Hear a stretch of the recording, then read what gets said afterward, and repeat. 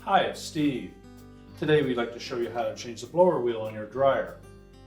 If the blower wheel fails in your dryer, you may not get adequate airflow or it may be very noisy. It's a really easy job to change. Let me show you how we do it.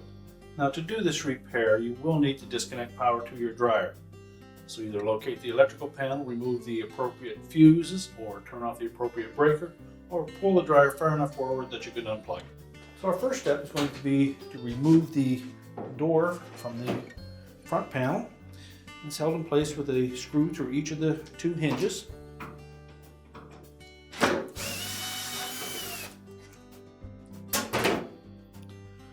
Now there are arrowhead fasteners on those hinges, so we'll need to lift up slightly on it and pull them away, and then we can set that door aside.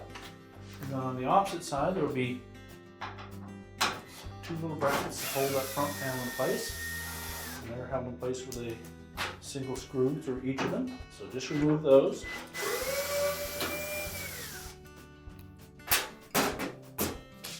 Then next we'll just flex the tops of the front panel just outward, tilt the front panel forward, and then lift it off of the two mounting clips on the bottom.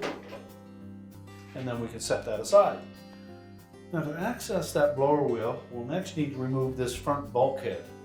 And we find that a little easier if you remove the two retaining clamps that hold the top down, so we can lift that top up just slightly.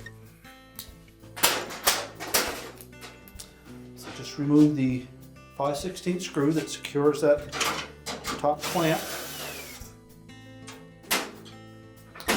Lift outward on it, rotate it to the outside of the cabinet, and unhook it.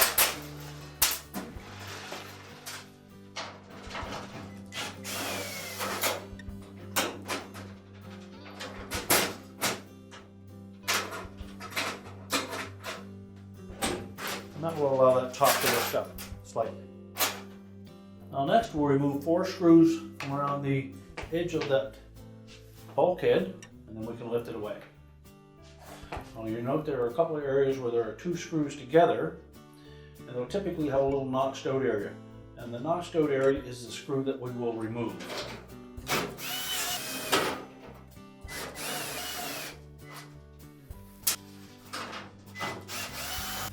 Just lift that away from the cabinet, as well as the bottom. Now you'll also note that the drum is sitting on that front bulkhead, so we'll need to lift up possibly on that just to free it. And then pull the assembly out.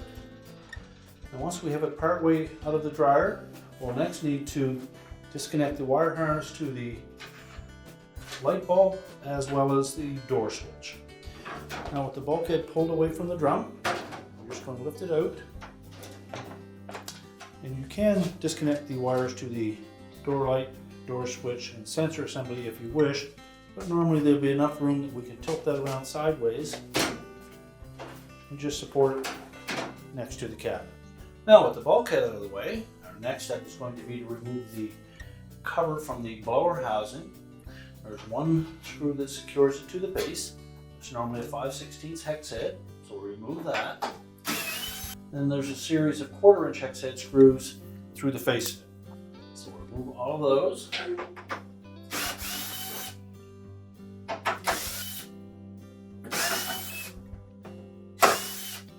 Now with those screws removed, pivot that cover out of the way. And next we're going to remove that spring clamp around the outside of the hub of that blower wheel. Just take a pair of needle nose pliers, remove that, and keep it for use on the new one. And as well, there is a snap ring on the end of that motor shaft that we'll need to remove as well. So just carefully spread that enough to remove it.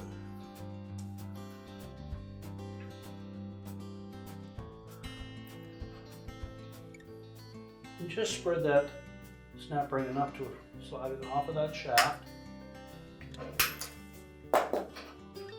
Then you should be able to pull that old blower wheel completely off the shaft and we can discard it.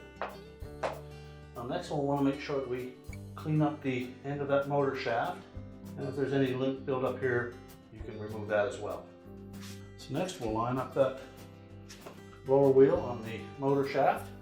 Take note that it is a D shaft, so it will only fit one way. Make sure it's pressed firmly all the way onto that motor shaft. And next we'll reinstall that snap ring.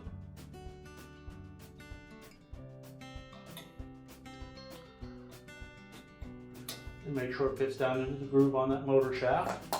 Next we'll reinstall the spring clamp.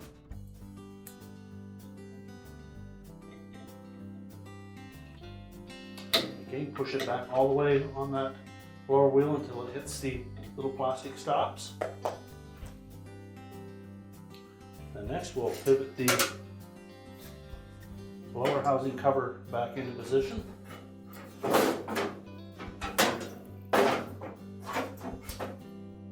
And then we can reinstall the mounting screws for that.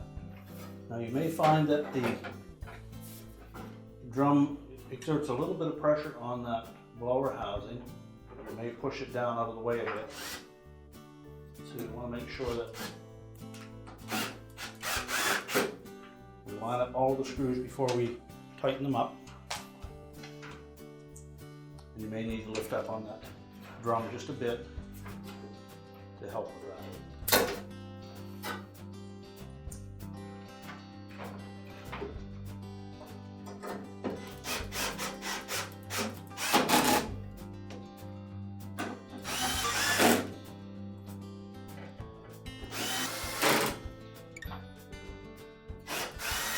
And then secure that cover to the base with a single screw.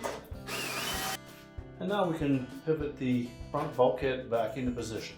So then we'll just lift that bulkhead up and position the inlet duct onto the base. And we'll pivot it into position, making sure that we get the two drum glides in underneath the front edge of that drum. Probably need to lift that drum up just slightly to do that. Just making sure that we get the front glides in underneath the edge of that drum. And also make sure that the felt on the back of that bulkhead goes outside of the drum.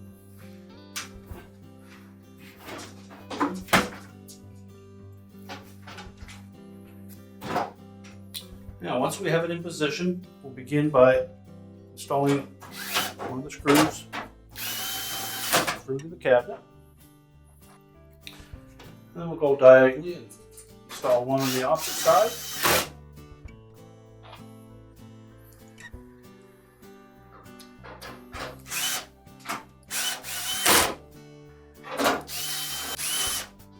Now once we have the bulkhead mounted on,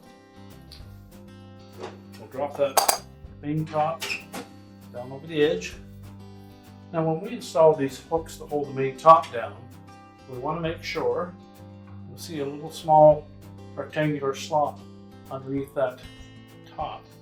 And that hook will fit in like that and pivot around. So just slide those hooks into place, line up the screw hole,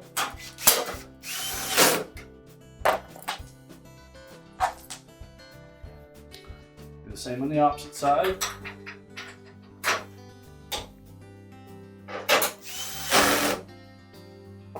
Now we can put the front panel back on. So just make sure that we line up those slots on the bottom of that front panel. The two hooks on the base frame. Make sure they sit right down in it. Tilt that panel forward and it should slide in underneath the main top. And make sure we engage the little hooks on either side with the two little openings on the back edge of that front panel. Now it usually means that you'll have to just twist that slightly out on the inside, engage those hooks, and let it pivot into place. We can then install the clips on the non-hinged side.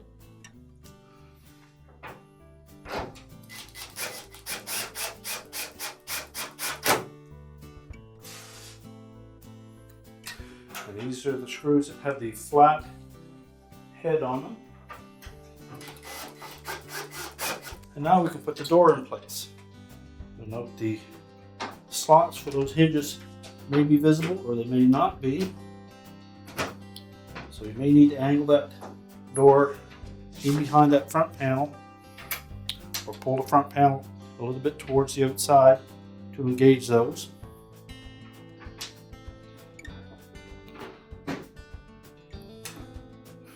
And once they're fully inserted into the front panel, you should be able to push down a bit on it to lock it in place, and the screw hole should line up. These are the screws that have an oval head on them.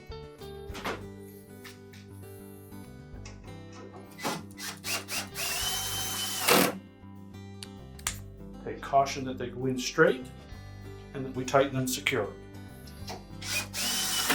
Ensure the door closes properly. We're ready to reconnect the power, and our repair is complete.